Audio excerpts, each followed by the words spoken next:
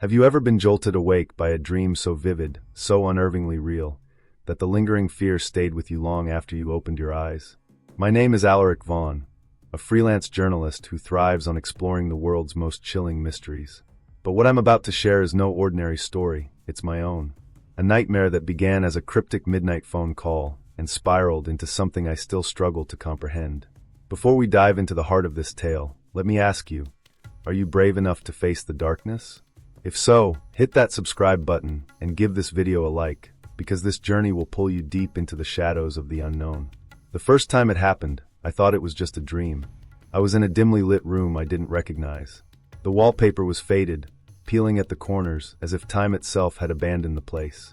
A single window overlooked an empty street drenched in fog, the pale light of a distant street lamp casting ghostly silhouettes on the walls. And there, in the center of the room, sat an old rotary phone on a wooden table scarred with deep scratches. The room was silent, oppressively so, until the phone rang. The sound was sharp, unnatural, like static tearing through fabric. My heart raced as I approached the table, the air growing colder with every step. As I lifted the receiver, a deep, distorted voice whispered my name, Alaric. The sound crawled through me, ice settling in my veins. Before I could respond, the voice continued, its tone laced with menace. Don't let the light fade. Then a deafening burst of static filled my ears, and I woke up gasping for breath, drenched in sweat. The room was dark, the only sound the frantic beating of my heart. I reached for my phone to check the time. It was midnight. Exactly. The dream haunted me for days. I tried to rationalize it, blaming stress and an overactive imagination. But as the nights went on, the dream returned, each time more vivid, more detailed. The peeling wallpaper, the icy cold, the eerie fog, they became familiar, as if the place was pulling me back, demanding my attention. Each time, the phone would ring at precisely midnight, and the voice would repeat its cryptic warning, "Don't let the light fade." The words echoed in my mind, a sinister riddle that seemed to grow heavier with each repetition. Before we go further, I need to warn you. This story isn't for the faint of heart. What started as a nightmare became something far more real, far more dangerous. If you dare to continue, subscribe and join me as we unravel the mystery of the Midnight Caller. But remember, some doors, once opened, can never be closed. It began like any other night. Exhausted from another day chasing leads for my latest article, I fell into a restless sleep. But the moment my eyes closed, I was transported to a place I had never seen before. Yet, somehow, it felt disturbingly familiar. The dream began in a cold, lifeless room.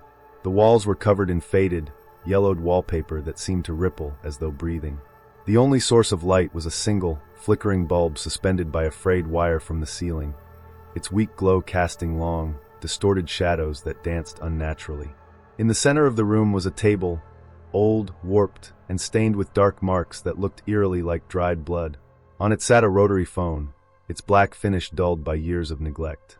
The air was thick with a metallic tang, like the scent of rusted iron, and a low hum resonated just beneath the silence, barely audible but enough to set my nerves on edge. Every instinct in me screamed to leave, but my feet felt rooted to the ground, as if something unseen was holding me there. The phone rang, slicing through the oppressive quiet like a scream in the dark. The sound was wrong, shrill, distorted, and grating, as if it were coming from somewhere far beyond the room.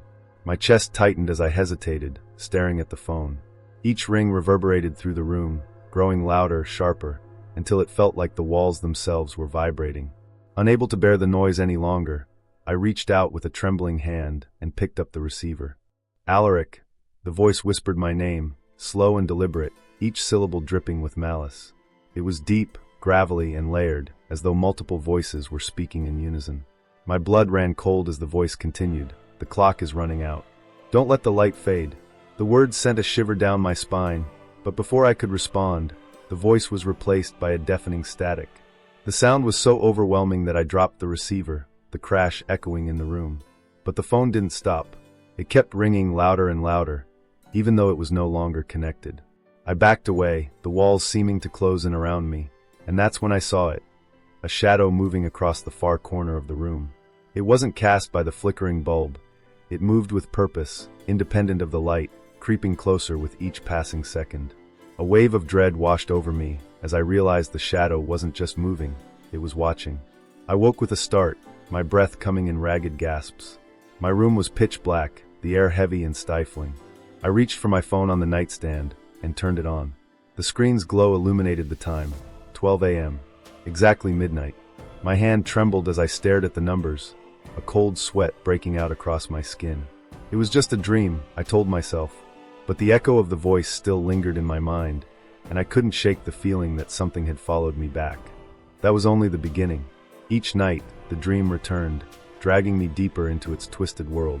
The details grew sharper, the scent of iron, the hum beneath the silence, the shadow that always seemed closer than before. And each time, the voice would speak, its warning becoming more urgent, more menacing. "Don't let the light fade," it would say, the words sinking into my very soul. I had no idea what they meant, but I knew one thing for certain.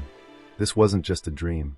It was a message, and whatever was behind it wasn't going to let me go.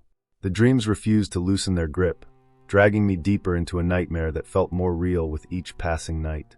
This time, the room had shifted. The flickering bulb was dimmer, its weak light barely cutting through the oppressive darkness. The hum that had once been faint now resonated loudly, a low, guttural sound that seemed to come from the walls themselves. The air was heavier, carrying the sharp scent of decay, like rotting wood soaked in rain. Every detail, every sensation was sharper, more vivid, as though I wasn't dreaming at all but living some distorted reality. I began to explore the room, each step tentative, the floorboards beneath me groaning, as if they might collapse. Objects that hadn't been there before now littered the space. An old, broken clock frozen at 12 o'clock, a cracked mirror leaning against the wall, and an ancient oil lantern sitting on the table beside the phone. The lantern flickered faintly, casting eerie shadows that stretched and twisted unnaturally. As I moved closer, I noticed that the glass of the lantern was smudged with fingerprints, small, childlike, yet somehow clawed, as if the hands that had touched it didn't belong to anything human. Then came the whispers. They started as barely audible murmurs, like wind slipping through cracks in the walls. But as I stood frozen, they grew louder, distinct, filling the room with an otherworldly chorus of overlapping voices. I couldn't make out their words, but their tone was unmistakable, desperate, pleading, and filled with malice. My breath caught as I glanced toward the phone, which began ringing again, the sound cutting through the cacophony like a blade. This time, the ringing was different, erratic, as though the phone itself were alive, struggling to breathe. My hand shook as I reached for the receiver. The whispers stopped instantly, plunging the room into an unnatural silence that made my skin crawl. When I lifted the phone to my ear, the voice on the other end was clearer than ever. It didn't just whisper my name. It hissed it, stretching the syllables in a way that made my stomach twist.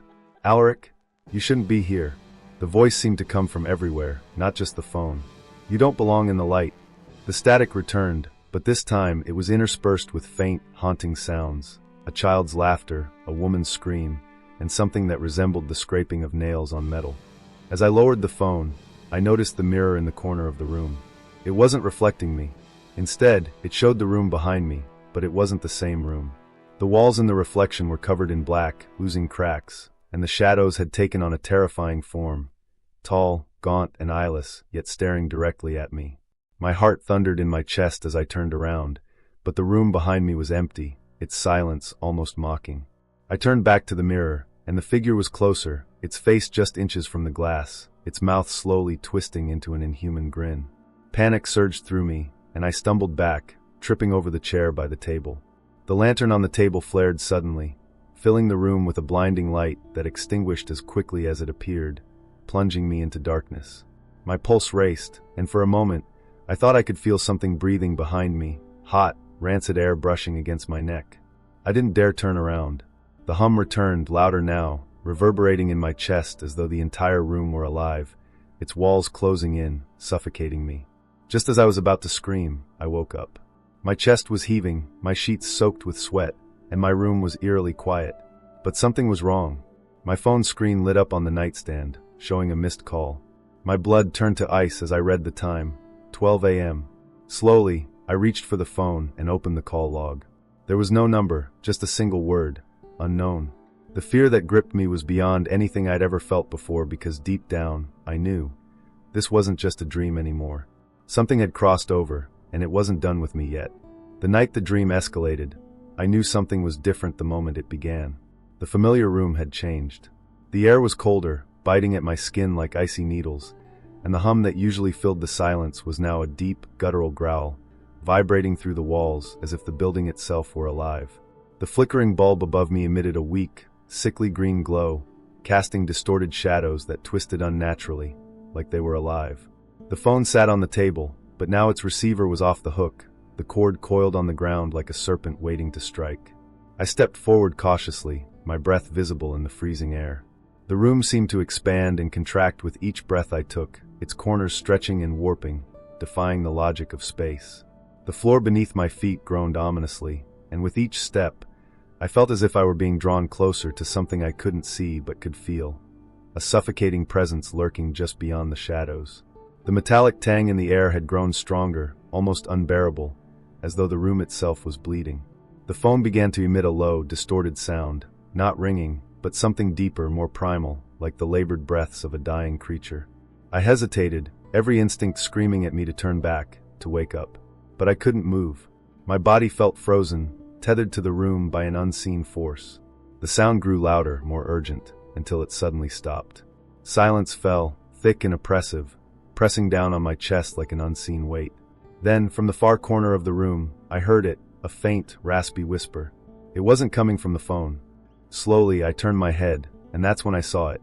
The shadows that had once been harmless outlines now coalesced into a figure, a tall, gaunt silhouette with elongated limbs and eyes that were nothing but empty voids. Its head tilted unnaturally, almost curiously, as though it were studying me.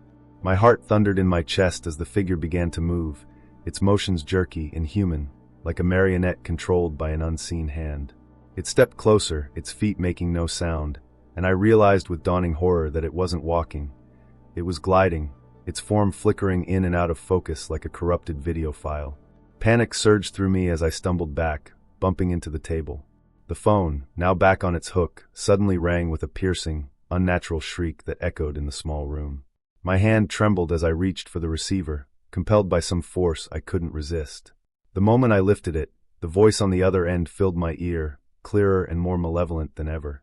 "You let the light fade," it hissed, its tone venomous, each word a dagger piercing my resolve. "Now it's too late." Before I could respond, the room was plunged into complete darkness. The light bulb shattered with a deafening crack, and I was left alone in the pitch-black void. The growling hum returned, louder now, surrounding me, vibrating in my bones. My breathing quickened as I heard footsteps, slow, deliberate, circling me in the dark. The figure was no longer gliding, it was walking, its steps heavy, predatory. Then came the touch. A cold, skeletal hand brushed against my shoulder, and I froze, unable to scream, unable to move. The voice returned, this time not through the phone but directly in my ear, as if it were standing right behind me. "You belong to us now," it whispered, and I felt its icy breath on my neck. In a desperate act, I clenched my eyes shut and willed myself to wake up. My heart raced, my pulse pounding in my ears, and then silence. I opened my eyes, and I was back in my bed, drenched in sweat, the room eerily quiet. My clock read 12:01 a.m. But something was wrong. The air was still icy, and the shadows on my bedroom wall seemed to move, shifting subtly, as if they were watching me. And then I saw it. Etched into the glass of my bedroom window, faint but unmistakable, was the same sigil I had seen in the room of my dream. It glowed faintly, pulsing like a heartbeat. My nightmare wasn't over. It had followed me into the waking world. The morning after that harrowing dream, I awoke with a pounding headache and a sense of unease that clung to me like a shadow. Every breath felt heavier, every sound sharper, as though the world around me had shifted in some imperceptible way.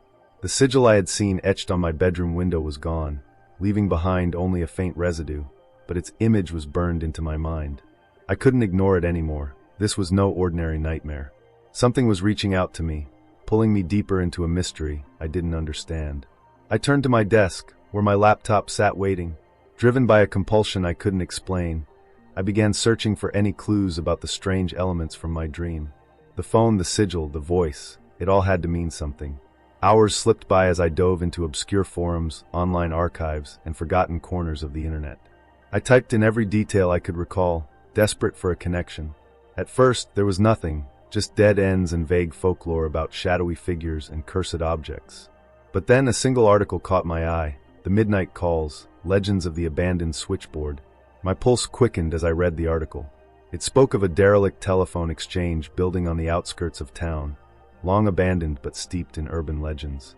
Locals whispered of strange occurrences, phones ringing despite being disconnected, disembodied voices calling out names in the dead of night, and the appearance of an unholy sigil etched into the walls.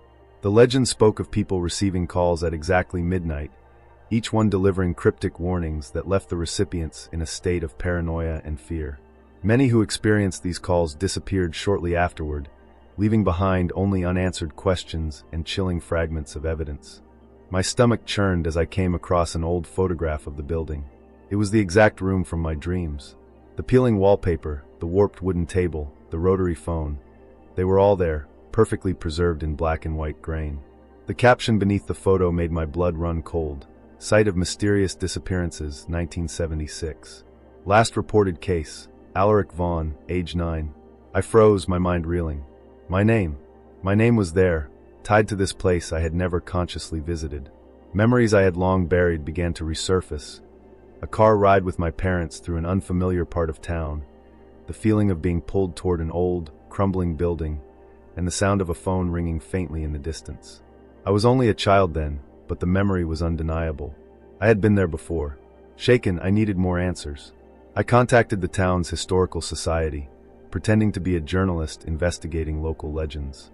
The archivist, an elderly man with a gravelly voice, was reluctant to share details at first, but when I mentioned the sigil, he fell silent. "You shouldn't be looking into this," he finally said, his tone low and wary. "That place is cursed. Everyone who digs too deep disappears." But I couldn't stop. The pull was too strong. I dug deeper, finding old police reports and forgotten newspaper clippings about the abandoned switchboard. Each account painted a grim picture of people who had encountered the midnight caller. They all spoke of vivid dreams, cryptic messages, and the sigil appearing in places it had no reason to be. One chilling detail tied them all together. They all claimed the voice knew things it shouldn't. Details about their past, their secrets, their fears. Then came the most horrifying revelation. One of the victims, a man named William Decker, had left behind a journal before his disappearance. In it, he described receiving midnight calls and being plagued by dreams of a shadowy figure. His final entry sent shivers down my spine. The sigil is a mark, a tether. Once it appears, you're already theirs. You can't run. You can't hide. The only question is when they'll come for you. I shut the journal, my hands trembling. This wasn't just a nightmare. It was real. The sigil wasn't a warning, it was a claim. And now it was my mark to bear. But why? What had I done to deserve this? My thoughts spiraled as I stared at the faint residue on my window where the sigil had been, a silent reminder that the midnight caller wasn't done with me yet. I knew I had no choice. If I wanted answers, if I wanted to survive, I had to return to the place where it all began. The abandoned switchboard wasn't just a piece of history. It was waiting for me, and whatever was inside, I could feel it watching, waiting for my next move. The decision to visit the abandoned switchboard was not made lightly, but it felt inevitable, as though unseen hands were guiding me toward it. The closer I got to the outskirts of town, the darker the sky became, despite it being midday. Clouds gathered like a suffocating shroud, and an unnatural chill seeped into the air. When I finally reached the building, its looming presence sent a wave of unease washing over me. The structure was decrepit, its windows shattered, and its walls marred by graffiti and age. But one thing stood out, a faint, glowing sigil carved into the wood of the door, identical to the one from my dream. As I stepped inside, the air grew colder, heavier, pressing down on me like a physical weight. The interior was eerily silent, save for the faint hum I had heard in my dreams. The walls were stained with mildew, and the floorboards creaked under my hesitant steps. A single beam of pale light streamed through a cracked window, illuminating the room just enough to reveal the haunting details within. Rows of rusted switchboards, their wires tangled like veins, and dozens of rotary phones scattered haphazardly across tables. The hum grew louder, reverberating through the room as if the building itself was alive, pulsating with unseen energy. I ventured further, my flashlight casting jittery beams of light across the decayed interior. Each step felt like a trespass, an intrusion into something ancient and forbidden. Then, out of the corner of my eye, I saw movement. A shadow darted across the far end of the room, disappearing into the darkness. My heart pounded as I called out, but my voice sounded small, swallowed by the oppressive silence. I followed the shadow into a narrow hallway, its walls lined with old photographs of workers who once operated the switchboard. Their faces were blurred, distorted, as though time itself had erased them. The hum deepened into a low growl, vibrating the walls and sending shivers down my spine. At the end of the hallway, I found a door slightly ajar. A faint light spilled from the crack, flickering like the flame of a dying candle. I pushed the door open to find a small, windowless room, its walls covered in symbols I couldn't comprehend. At the center of the room was a single rotary phone, identical to the one in my dream. It sat on a table that looked eerily familiar, its surface scarred with the same deep scratches. As I stepped closer, the phone began to ring. The sound was deafening, unnatural, like the screech of metal against metal. My hands trembled as I reached for the receiver, compelled by a force I couldn't resist. When I lifted the phone, the distorted voice returned, clearer and more menacing than ever. "You should not have come here, Alaric," it hissed, each word dripping with malice. "The light cannot save you now." My breath caught as the symbols on the walls began to glow, their faint light pulsating in rhythm with the voice. The air grew colder, and I felt a presence behind me, an overwhelming, suffocating darkness that seemed to consume the room. I turned slowly, and there it was, the shadow from my dreams, now fully formed. Its gaunt, elongated frame towered over me, its eyeless face locked onto mine. Its mouth stretched into an impossibly wide grin, revealing rows of jagged, inhuman teeth. The hum reached a deafening crescendo, and the shadow raised a hand, its long, clawed fingers pointing at me. The room began to spin, the walls melting into a swirling vortex of darkness and light. The voice on the phone continued to speak, its tone shifting to a guttural chant that echoed in my skull. "You belong to us now. There is no escape. The mark is eternal." Desperate, I dropped the phone and stumbled back, colliding with the table. My flashlight flickered and died, plunging the room into darkness. The only light came from the glowing sigils on the walls, their pulsations growing faster, more erratic. The shadow advanced, its movements jerky and unnatural, as if it were a puppet controlled by an unseen hand. Just as it reached me, another figure stepped out of the darkness, a woman, her face pale and haunted, her eyes wide with terror. "You shouldn't have come here," she whispered, her voice trembling. "But now you have to see it through." Before I could respond, she stepped between me and the shadow, raising her hands as if to hold it back. The sigils flared brightly, their light blinding, and the shadow let out an ear-piercing shriek that reverberated through the building. When the light faded, I was alone. The symbols on the walls were gone, the hum silenced, and the phone lay shattered on the floor. My heart raced as I stumbled out of the building, the oppressive weight lifting with each step. But as I reached my car, I saw it again, the sigil, now etched into the windshield, glowing faintly, a reminder that whatever I had unleashed wasn't finished with me. The darkness had followed me, and I knew this was only the beginning. The sigil on my car's windshield burned in my mind as I drove away from the abandoned switchboard, but the further I got from the building, the more I felt it wasn't far enough. The hum I had heard inside now resonated faintly in my ears, like a sinister melody I couldn't escape. My chest tightened with a dreadful realization. This wasn't over. The midnight caller had tethered itself to me, and the weight of its presence was growing unbearable. That night, I couldn't sleep. The air in my apartment felt colder, heavier, as if the walls themselves were pressing inward. The clock struck midnight, and the silence was shattered by the sound of my phone ringing. This time, it wasn't the distorted screech from my dreams, but a soft, deliberate chime. My heart pounded as I stared at the screen. There was no caller ID, just the word unknown. My trembling hand hovered over the phone, every nerve in my body screaming not to answer. But something deeper compelled me, as though the act of answering was inevitable. I pressed the green button and brought the phone to my ear. At first, there was silence, and then came the voice, deep, guttural, and suffused with malice. "You've seen the beginning," it rasped. "Now you'll witness the end." The line went dead, and the room was plunged into a suffocating darkness. My lamp flickered weakly before going out completely, leaving only the glow of the sigil, now etched onto my phone screen. The hum returned, louder than ever, vibrating through the walls and shaking the floor beneath me. The temperature in the room plummeted, and my breath hung in the air like smoke. Shadows began to shift, peeling away from the corners and coalescing into a figure, tall, gaunt, and impossibly dark, its eyeless face staring straight at me. I froze as the figure extended a skeletal hand, pointing toward my desk. There, resting innocuously among my scattered papers, was an old, dusty journal. I didn't recognize it, yet something about it felt familiar, as though it had always been waiting for me. I picked it up with trembling hands, its leather cover cold and brittle. Inside were pages filled with scrawled entries, each one recounting dreams, midnight calls, and encounters with the shadowy figure. The handwriting changed across the entries, suggesting the journal had passed through many hands. Then I saw it, a page with my name, written in jagged, desperate letters. The entry detailed the exact sequence of events I had experienced, down to the sigil appearing on my window and the phone call at midnight. But the final line was what chilled me to my core. You must choose, surrender, or take the mark and pass it on. Before I could process the words, the sigil on my phone's screen began to glow brighter, casting the room in an eerie, pulsing light. The shadow figure stepped closer, its presence oppressive, suffocating. The journal's pages turned on their own, stopping on an entry that was blank except for a single word scrawled in crimson ink. Decide. The figure's voice filled the room, not through my ears but inside my head. The light is fading, Alaric. Choose now. Accept the mark and pass it on, or let the darkness consume you. My knees buckled under the weight of its words, my mind racing with questions. Pass it on. To whom? And what would happen if I didn't? The sigil on my phone pulsed faster, its glow blinding.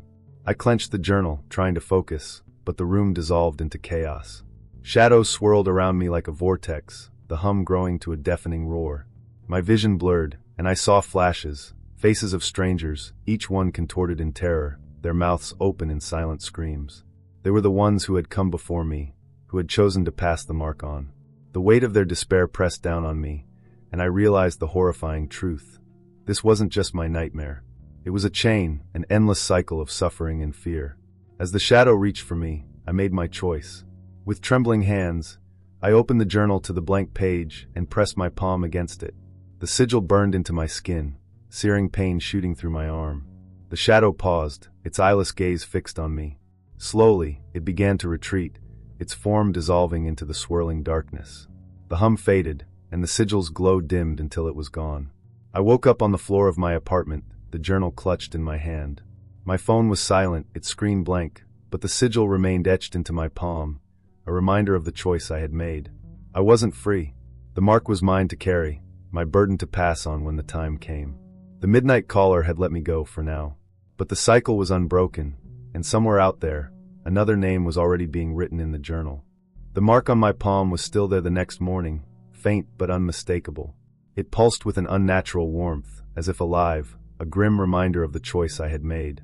I tried scrubbing it off, even resorting to scratching at my skin, but it didn't fade. It wasn't just a symbol, it was a brand, etched into my very existence. The journal lay on my desk, its pages blank except for the names, each one crossed out in the same jagged handwriting, as though whoever had written them did so in desperation. My name was the last to appear, the ink still fresh, but something told me it wouldn't stay there alone for long. The world felt different now.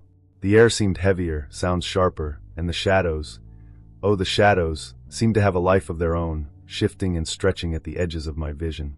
Every time I glanced at a reflective surface, I caught glimpses of the figure, its eyeless face watching me from the depths of the dark corners. It never moved, never spoke, but its presence was suffocating, a silent reminder that I was no longer alone. That night, I stayed awake, terrified of what the darkness might bring. Midnight came and went without incident, but the silence was worse. The absence of the phone's ring left a hollow void, one that was soon filled with something far more unsettling, a faint scratching sound coming from inside the walls. It was subtle at first, almost imperceptible, but it grew louder with every passing hour, like claws dragging across the plaster. When I couldn't bear it any longer, I turned on every light in my apartment, but it didn't help. The scratching continued, persistent and maddening, as though something was trying to claw its way out, or in. I couldn't shake the feeling that the sigil wasn't just a mark. It was a tether, a beacon connecting me to something far beyond my understanding. I spent hours poring over the journal, hoping to find answers, but it offered none. The names of the others haunted me. Who were they? What had they seen? Had they passed the mark, or had they been consumed by the darkness? The final entry, written in trembling script, echoed in my mind. You must choose, surrender, or take the mark and pass it on. I thought I understood the choice I had made, but now I wasn't so sure. The weight of the mark grew heavier with each passing day, as did the whispers. They began as faint murmurs, barely audible, but soon they were constant, a chorus of voices speaking in a language I couldn't comprehend. Sometimes, late at night, the whispers formed words I could understand. It's not over. You are one of us now. It will come for you again. The sigil began to appear in other places. On foggy windows, on the screen of my phone, even burned into the pages of books I hadn't touched in years. Each time, its glow seemed to mock me, a reminder that I could never escape. I started noticing other things too, people staring at me for too long, their faces unfamiliar but vaguely familiar, as if I'd seen them before in my dreams. And then there were the shadows. They were everywhere, darker and more defined than they should be, following me even in the brightest light. One night, I woke to find the journal open on my desk. A new name had been written beneath mine, the ink fresh and glistening.